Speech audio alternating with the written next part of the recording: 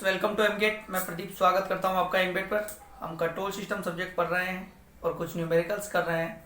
तो control system subject के numericals के अंदर मैं आपको एक और न्यूमेरिकल करवाने वाला हूं, जो कि है steady state error due to disturbance के कारण आपको निकालनी है। स्टेडी स्टेट एरर कितनी आएगी जब आपके पास जो डी एस अप्लाई किया गया है, डी ऑफ एस जो अप्लाई किया गया है वो यूनिट स्टेप अप्लाई किया गया आपके पास, तो इसकी वैल्यू जो क्या होगी निकालनी है आपको। E S S due to unit disturbance.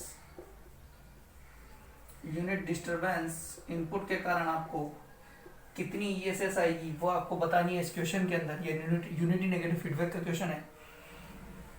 कुछ बुक्स में इसका सॉल्यूशन गलत दिया गया है, क्योंकि बहुत सारे लोग यहाँ पर ई ऑफ एस डिफाइन करते हैं। अपन को पता है कि यहाँ पर कुछ ना कुछ ई ऑफ एस होगी, बट वो जो ई ऑफ एस होती है, आपको मैं बता दूं, वो जो ई ऑफ एस होती है वो होती है इनपुट के कारण। क्योंकि ई ऑफ एस का जो आपको बेसिक जो बताया मैंने वो होता है कि रेफरेंस इनपुट माइनस आपके पास जो फाइंड आउट आउटपुट है वो होता है ई ऑफ एस। बट इसके लिए एरर की वैल्यू इनपुट के रेस्पेक्ट में, एरर की वैल्यू इनपुट जब अप्लाई किया गया हो, आर ऑफ एस अप्लाई किया गया, उसके लिए एरर की वैल्यू आपके पास ये होती है। बट क्वेश्चन कह रहा है कि डिस्टरबेंस के कारण आपके पास कितनी एरर आएगी वो पूछ रहा है। डिस्टरबेंस के कारण कितनी एरर आएगी वो पूछ रहा है। तो आपको ऐसे क्वेश्चन सोल्व करने के लिए यदि आपसे कभी पूछ ले कि error due to disturbance input इतना दे रखा है, तो उस केस में जो एरर की वैल्यू आती है, डिस्टरबेंस के केस में जो एरर की वैल्यू आती है वो आती है आपके पास जो डिस्टरबेंस के कारण जो आउटपुट होता है सी ऑफ एस। डिस्टरबेंस के कारण आउटपुट जो होता है वो C of S. C of S due to disturbance is known as error due to disturbance। Disturbance के कारण जो आउटपुट C of S मिलता है आपको, डिस्टरबेंस के कारण जो आउटपुट C of S मिलता है आपको, वही होता है आपके पास एरर इस डिस्टरबेंस के कारण। क्योंकि डिस्टरबेंस ही जनरेट करता है एरर। बेसिकली किसी सिस्टम के अंदर डिस्टरबेंस आता है तभी एरर आती है। तो डिस्टरबेंस ही खुद इनपुट अप्लाई किया गया है, आपको पता है कि आपको इतना डिस्टरबेंस आ रहा है, तो डिस्टरबेंस के कारण जो आउटपुट आएगा वो सिस्टम के मेन आउटपुट में जो एरर आएगी वो होगी। आपके पास इनपुट अप्लाई किया गया हो तो आपके पास जो एरर आएगी वो ई ऑफ एस होगी। बट यदि डिस्टरबेंस अप्लाई किया गया हो तो एरर जो आएगी वो आउटपुट आएगा। इस डिस्टरबेंस के कारण जितना आउटपुट आता है किसी सिस्टम में वही एरर होगी इस सिस्टम के लिए। यदि आपके पास यहाँ पर आर ऑफ एस अप्लाई किया गया हो यूनिट स्टेप, तो यदि आर ऑफ एस यदि यूनिट स्टेप अप्लाई किया गया हो तो जो ओवरऑल एरर होगी वो जो होगी, ओवरऑल एरर की बात करें ई एस एस, देख लो कि एरर जब टोटल की बात करें तो वो होगी अपने पास error due to input plus output due to disturbance. Disturbance के कारण जितना आउटपुट आता है वो, और error due to step input के कारण जो एरर आएगी वो टोटल एरर होगी। आई होप आपको समझ आया होगा।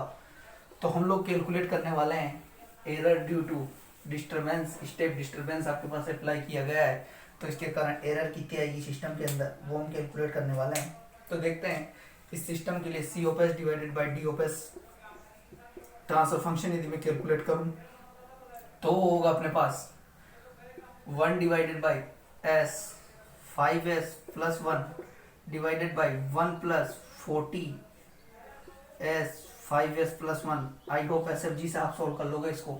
फॉरवर्ड पाथ की बात की जाए तो एक ये होगा, इधर जा नहीं सकते तो एक फॉरवर्ड पाथ होगा। इसके लिए P1 की जो वैल्यू होगी वो होगी 1/s 5s प्लस 1। और लूप की बात करें L1 जो होगा वो, ये लूप बन रहा है, इसकी पोलरिटी को रिमूव कर दो, ये 40 इंटू, तो लूप की वैल्यू हो जाएगी -40 divided by s 5s plus 1। ये आपके पास P1 आ गया, ये L1 आ गया। डेल 1 आप निकाल सकते हो, 1 माइनस 0 इज इक्वल टू 1 होगा। और डेल की वैल्यू जो होगी 1 minus loop -40 divided by s 5s plus 1। ये सोल्व करना आपको मैंने बताया है कि ब्लॉक डायग्राम के क्वेश्चन कैसे SFG से सोल्व होते हैं, वो मैंने आपको बताया हुआ है। अगर आपने नहीं देखा हो तो लास्ट लेक्चर में जाके देखें कि ब्लॉक डायग्राम के क्वेश्चन SFG से कैसे सोल्व करते हैं, वो बताया। फॉरवर्ड पाथ कैलकुलेट करते हैं, लूप कैसे कैलकुलेट करते हैं, वो बात है। तो आपके पास जो ये सोल्व करके जो आने वाला है वो आने वाला 1 divided by 1 divided by S 5s plus 1 plus 40, और ये जो आएगा 1 divided by 5s square plus s plus 40, ये आने वाला है टोटल। अब मैं इसके अंदर से यदि 5 कॉमन ले लूँ तो 1/5 divided by S square plus s/5 plus 40/5, it means 8। ये आपके पास आएगा C of S divided by D of S. ये आपके पास आ रहा है C of S divided by D of S. और मैं बात करूं सी ऑफ एस की, तो इनपुट अप्लाई कर दिया मैंने डी ऑफ एस को, वो है स्टेप इनपुट। तो आपके पास यहाँ आ जाएगा 1/5 divided by S square plus S divided by 5 plus 8 into 1/s, ये इनपुट। ये सी ऑफ एस आ गया आपके पास। इस सी ऑफ एस की आपको वैल्यू निकालनी है, एरर निकालनी है। तो ये आपके पास जो आई है, डिस्टरबेंस के कारण एरर आई है सिस्टम के आउटपुट में। डिस्टरबेंस के कारण एरर का मतलब हुआ कि आपके पास जो डिस्टरबेंस सिस्टम के अंदर आउटपुट दे रहा है वही उसके कारण एरर होगी। सिस्टम के एरर होगी है, सिस्टम के अंदर कितनी एरर आ रही है वो होगी। और अब सी ऑफ एस की आपको स्टेडी स्टेट वैल्यू कैलकुलेट करनी है, ESS यदि कैलकुलेट करनी है, तो आप यदि इसको limit s tends to 0 s of CS कर दें तो आपके पास आ जाएगी इसकी स्टेडी स्टेट वैल्यू या स्टेडी स्टेट एरर। तो हम कैलकुलेट करने वाले हैं ESS is equal to limit s tending to 0 s of CS की बात करें तो 1/5 divided by s square plus s/5 plus 8 into 1/s। इस s से s कैंसिल आउट हुआ, बचा यहाँ पर 1/5 divided s square plus 5s s/5 plus 8 s/5 plus 8। तो अब मैं इसके अंदर s इक्वल टू 0 पुट करना होता है, ये टर्म 0 ये term 0, it means 1/5 divided by 8। तो स्टेडी स्टेट वैल्यू जो आई है वो आई है 1/5 डिवाइडेड बाई 8, और इसको कहें तो 1/40। तो आपके पास इस पर्टिकुलर ESS जो आई है, इसके डिस्टरबेंस के कारण आपके पास सिस्टम के अंदर जो स्टेडी स्टेट एरर आएगी, डिस्टरबेंस जब स्टेडी सिस्टम के अंदर डिस्टरबेंस जब अप्लाई किया और उसके कारण जो स्टेडी स्टेट एरर आई है वो आई है अपने पास 1/40। तो ये था steady state error due to disturbance पर क्वेश्चन। आई होप आपको समझ आया होगा। बेहतरीन क्वेश्चन है क्योंकि बहुत सारे ऐसे क्वेश्चन पूछे जाते हैं, और इस बार जो क्वेश्चन आने की संभावना है वो इसी तरीके के क्वेश्चन, अभी तक गेट में 1-2 बार ही पूछे गए ये क्वेश्चन।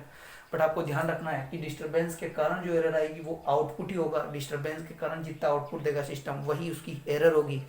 यदि आपको इनपुट के कारण पूछे तो आप ई ऑफ एस निकालोगे, बट आपको डिस्टरबेंस यदि अप्लाई करके दिया हुआ है, और बहुत सी बार ऐसे क्वेश्चन में एक चीज और पूछ लेता है कि आपको इनपुट भी अप्लाई किया हुआ है और डिस्टरबेंस भी अप्लाई किया हुआ है, और पूछ रहा है सिस्टम के अंदर स्टेडी स्टेट एरर कितनी होगी। तो आप लोगों को सबसे पहले डिस्टरबेंस को रिमूव करके इनपुट के लिए स्टेडी स्टेट एरर कैलकुलेट करनी है। वो यूनिटी फीडबैक हो चाहे नॉन यूनिटी फीडबैक हो, मैंने बताया हुआ है आपको, उसी प्रोसीजर को फॉलो करना है। R of E of S is equal to R of S minus C of S वाले प्रोसीजर को नॉन यूनिटी के लिए। और यूनिटी फीडबैक के लिए आप कैलकुलेट करोगे जो टाइप और जीरोज वगैरह जो मैंने आपको सिस्टम के बताया, केपी केवी के जो कैलकुलेट करके, तो आप उस तरीके से सिस्टम के लिए sorry steady state error calculate करोगे। उसके बाद बात करें तो उसके बाद आप इनपुट को रिमूव करके डिस्टरबेंस के लिए आउटपुट कैलकुलेट करोगे सिस्टम का, और वो आउटपुट और इनपुट के कारण जो स्टेडी स्टेट एरर आई है उन दोनों का जो सम होगा, उन दोनों को जब ऐड करोगे तो वो सिस्टम के अंदर टोटल स्टेडी स्टेट एरर जो आएगी इस इनपुट को अप्लाई करने पर और इस डिस्टरबेंस को अप्लाई करने पर, वो वैल्यू होगी आपके पास स्टेडी स्टेट एरर की। फिलहाल इस लेक्चर में इतना ही। Thank you.